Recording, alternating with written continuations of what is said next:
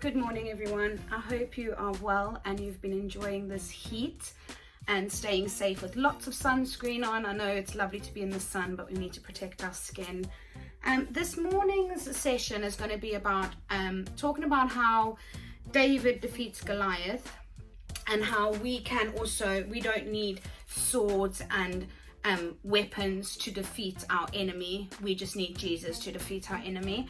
So our story is in 1 Samuel 17 verse 41, where I'm going to only read a bit of it, then have a discussion. If you want to carry on reading the rest, then you're more than welcome to, but I'm just going to read a little bit. So the Philistines started walking towards David with his shield bearing, walking in front of him.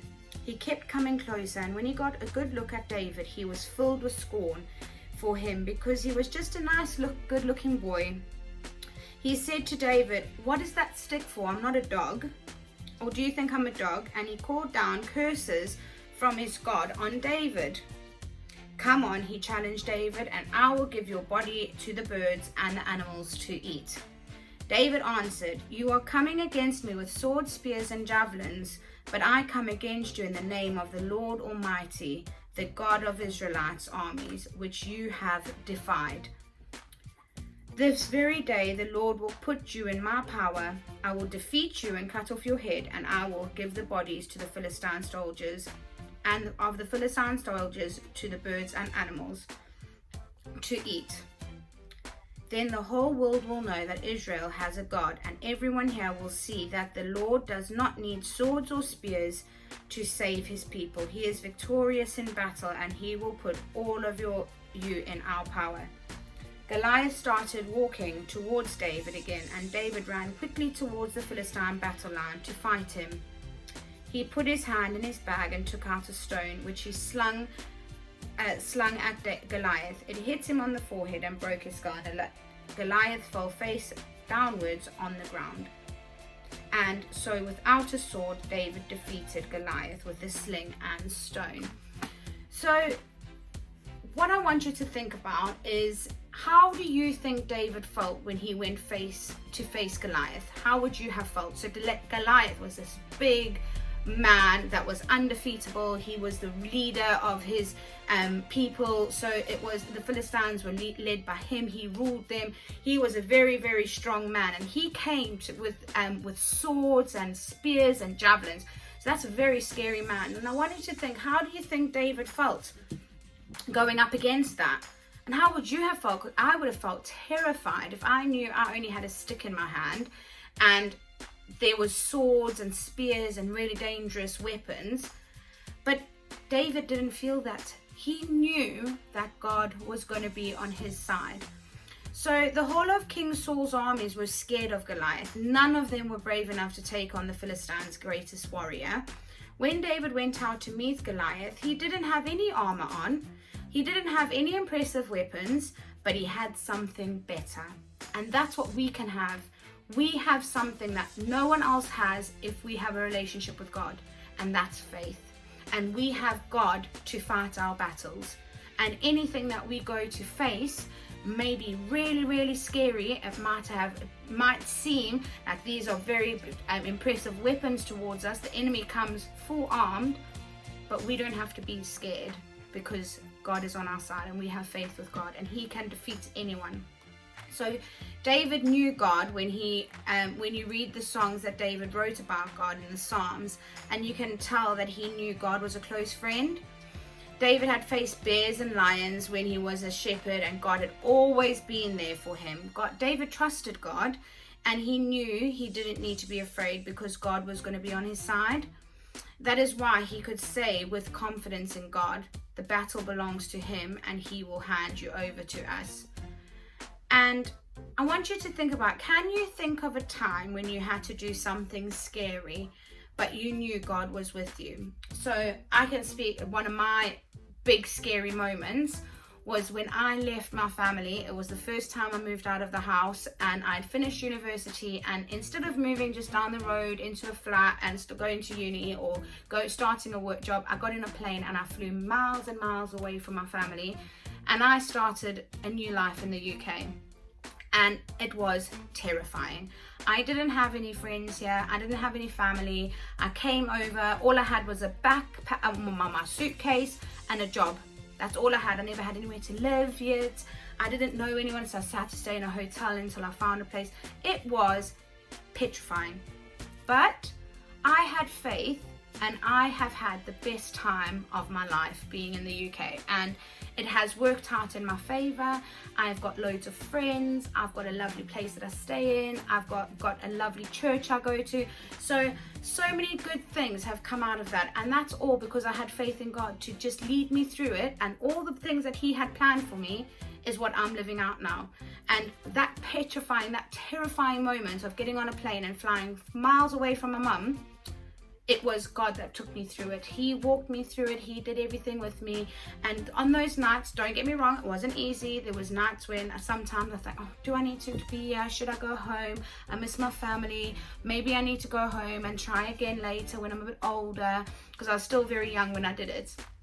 And every time I felt like that, I just prayed, read my Bible, and God gave me the weapons I needed to fight that enemy that was telling me that I needed to go back because I couldn't do it.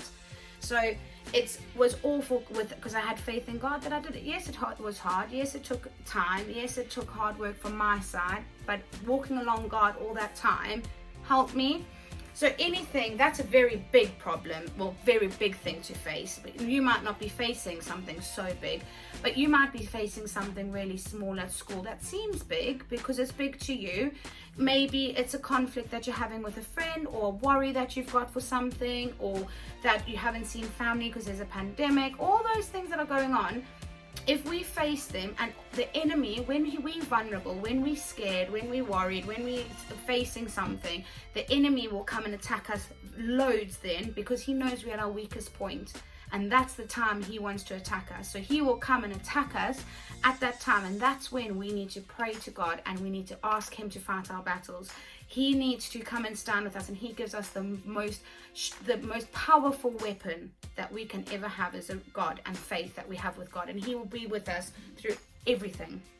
So I want you to think about a time where you might have had to face something, and what did you do? How did you overcome it? Now, when you're going through life, you might have small problems that you face, and you might have very big problems you face, but no matter how big or small the problem is, as long as we pray to God and we ask him and we have faith that he will give us the weapons to defeat whatever we're going through, and that we will succeed and live that through his life, that's what we need to hang on to. We need to really think, that's all I need.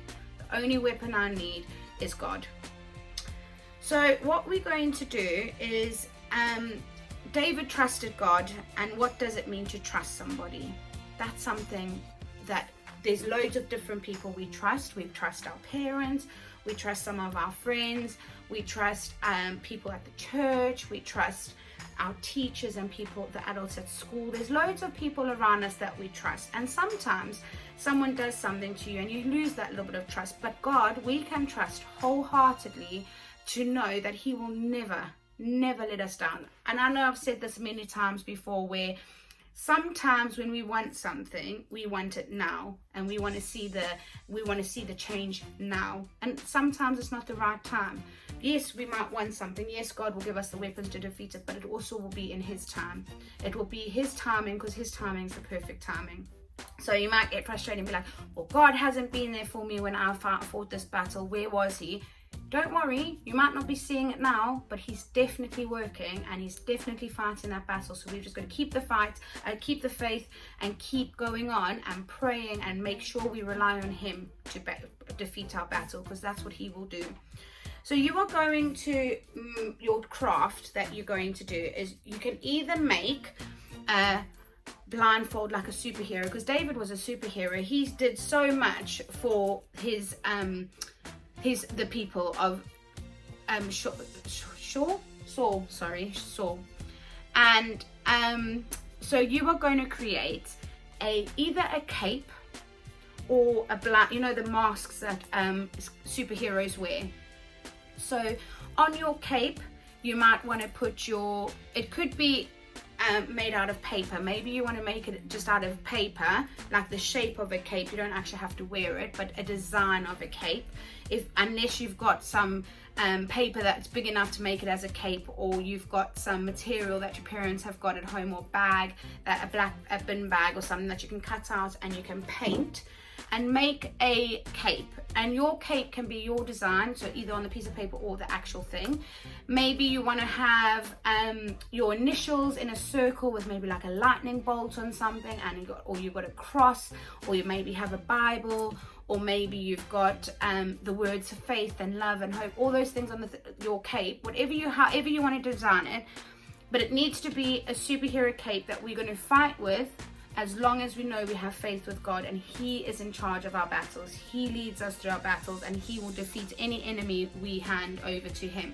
So the cape needs to represent something like that. So your name may be on it, and things that will help you fight the battle and build your relationship up with God. And that faith needs to be so strong that you don't even have a little bit of doubt, because we don't want to get the enemy. Because as soon as you start doubting and thinking, well, do I trust God to do this? Is He going to really do it? As soon as we start doing that, the enemy's in. And he will see our weak spots, and that's what he will feed on. And he will put all those lies in our ears saying, God's not going to help you, you can't do that. All those little things that we hear, that's what the enemy's there for. That's what he does. So we need to make sure that he doesn't have any opportunity to even squeeze the slightest small lie into our heads. We need to have all our faith in Jesus and know that when we go face a battle, whatever battle it is, we're wearing our cape. And that cape is what God gives us, and that's the faith and the promise that He will be there for our battles. So I hope you have a fun time doing this. Decorate your cape however you like it, and whenever you're scared and you want to read, maybe put your cape somewhere that you can remind you that God will fight our battles for us. As long as we've got the faith in Him, it will happen. And on Sunday the 20th, so this Sunday, there will be a the junior church service in the building. Book online. It will be amazing. You don't want to miss out. And I will see you soon. Have an amazing week, and goodbye.